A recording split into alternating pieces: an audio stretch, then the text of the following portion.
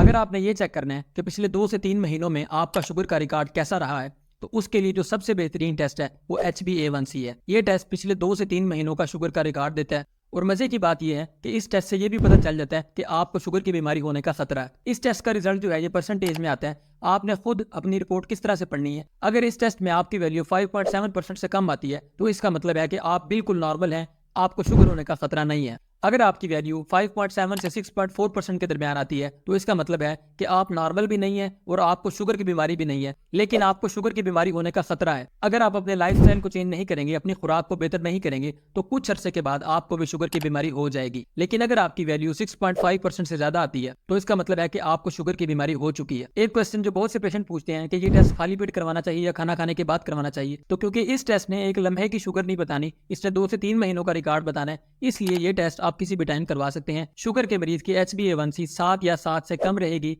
तो उसे किसी किस्म की पेचीदगी नहीं होगी। लेकिन अगर उसकी HbA1c 7 से ऊपर जाएगी तो उसके गुर्दे भी खराब होंगे, उसके छोटे पेशाब में प्रोटीन लीक होगी, उसकी आंखों की बिनाई मुतासर होगी, उसके हाथ पांव सुन्न होंगे, उसे अगर कोई जख्म हो जाएगा तो उसके भरने का प्रोसेस स्लो हो जाएगा, उसके जिस्म में बैड कोलेस्ट्रॉल इकट्ठा हो जाएगा, जिसके बाद फालज और दिल के अटैक के चांसेस बढ़ जाएंगे। तो अगर आपकी HbA1c हाई रहेगी तो ये सारी पेचीदगियां आपको होंगी। इसलिए शुगर के मरीज अपनी HbA1c को 7 से कम रखें। और अगर आप शुगर के मरीज हैं तो कमेंट सेक्शन में लाजमी बताएं कि आपकी आखिरी दफा HbA1c कितनी आई थी।